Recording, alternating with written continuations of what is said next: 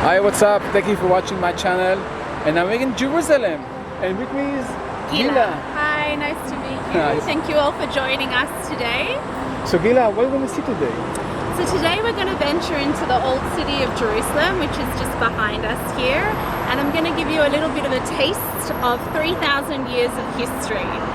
We're going to eat pretty good today, huh? We're definitely going to taste the city, and I think that's essential to experiencing a city, is to taste it, because you always remember that croissant you had in Paris, or the natte that you had in Portugal, or the papaya salad that you had in Thailand. So I think the taste evokes a memory, and definitely the smell being an important sense.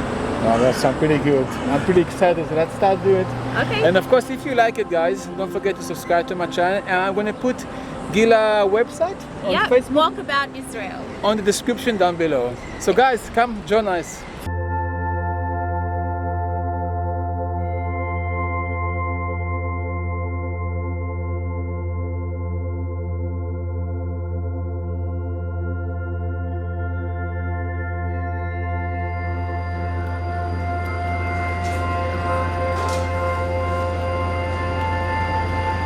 Welcome to the Lahmacun shop.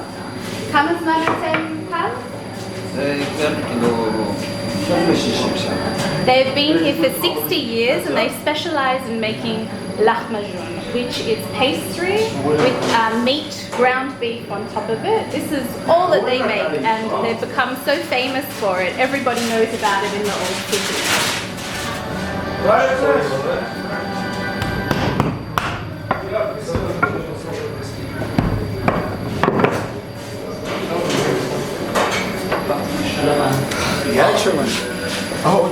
Okay, so this is the finished product. This one is made with tomatoes, and this is made with tahina, which is the ground up sesame. And basically it's just ground beef on a bit of pastry, cooked in an oven, and it's just delicious. Okay, you take this one.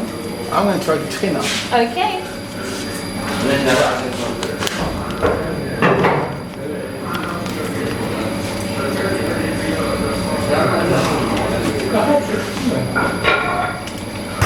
Good. Yes, sir.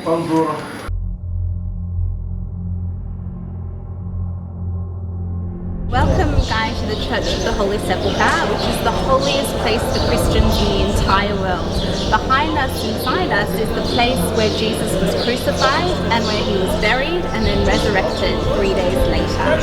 It's been standing here for approximately 1,700 years. It was first built by Constantine the Great of Rome. It was destroyed, rebuilt, rebuilt. So all the different sects of Christianity were fighting over who got control over the church. So inside we have Franciscans from Rome, and Greek Orthodox, and Ethiopians have the rooftop, and the Armenians all have a section, and the Egyptian Copts and the Syrians. It sounds like Jerusalem. You know, It is everybody Jerusalem fights. in a nutshell. Jerusalem in a nutshell. That ladder over there is nicknamed the immovable ladder because after 1856 there was a statement signed called status quo, whereby whoever owned whatever it is that they owned in Jerusalem in this little section of the church, nobody could change it. It had to stay exactly as it is.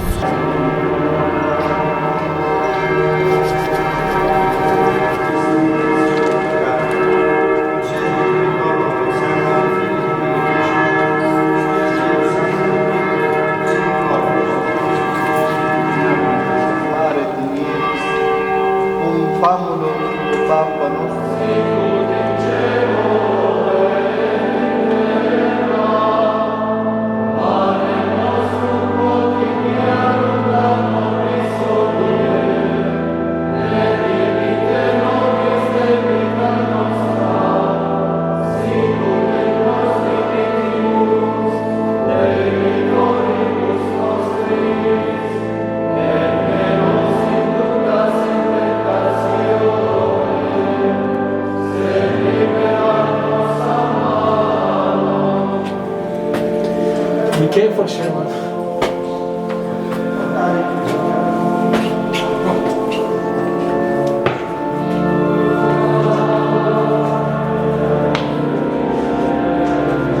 It is the holiest place, and this is why one of the holiest places in the world for Christians. This is the top of the rock called the Golgotha, on which Jesus was crucified.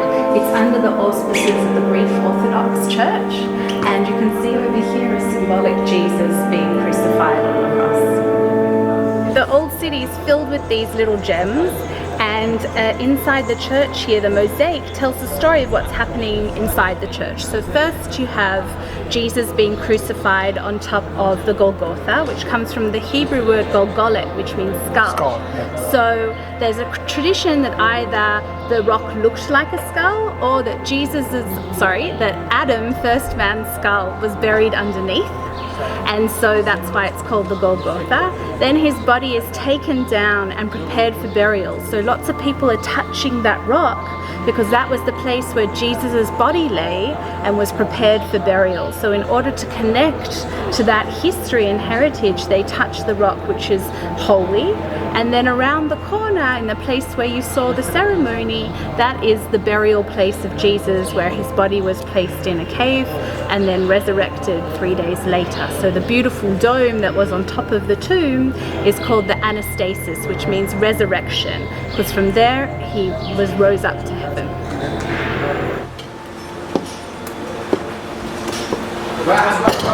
One plate. רק אחד.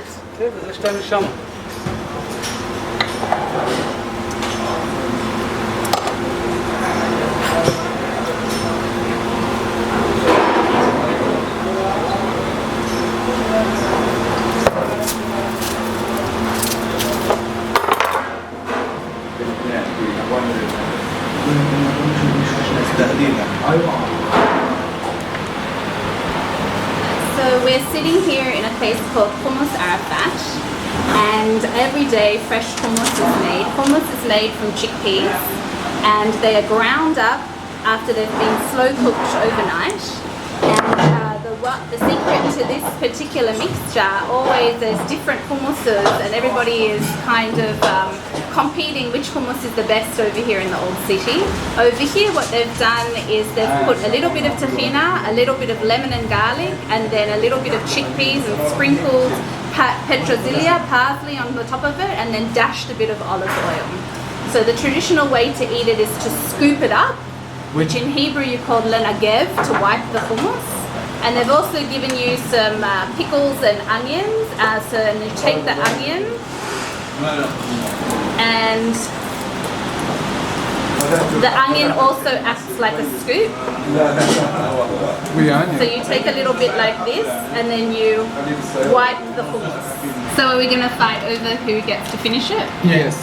Okay, it's a race. It's a race. Ready? It's a Go.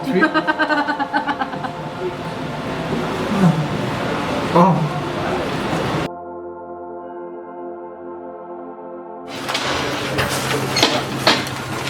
So we are in one of my favourite shops in the old city called the Sea of Herbs, and this is Isaac here.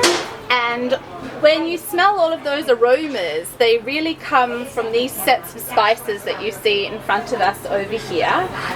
This is sumac, which is a crushed berry that's been dried, and it's kind of like lemon pepper that you can put on salads. And that over there, that green one with a bit of sesame, is za'atar. But what this place is really famous for, that I love, is your Jerusalem grill mix.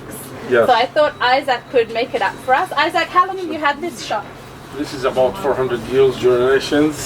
400 years? Exactly. It's a family business dealing with the same thing, which is herbs and spices. And we keep on with the new technology, with the old remedies, to make our own mixtures, as you see, creams, oils, soaps, which is derived from the spices and from the herbs. So what different is, the last generation is that we study this, we know more about the herbs, where we should put each one, if there is side effects, if there is some of them goes for treatment, some of them for cosmetics. Like, the knowledge is more now about the herbs. It's made of about 40 kind of spices with herbs. Very popular, people like it a lot. You can use this mixer for anything you put in the oven. It can be chicken, meat, vegetables. This really makes a difference in your food. Even if you're not a good cook, this will make a big difference.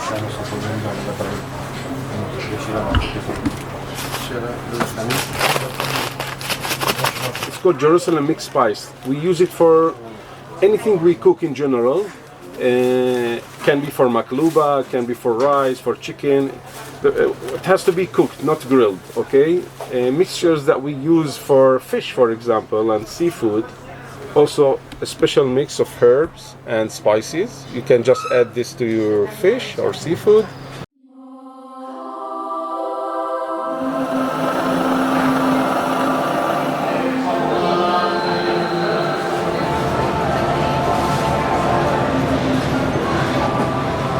Here, you see there is like, this is number 2, number 3, number 4. But the etrog man back there has made it into the Kodak.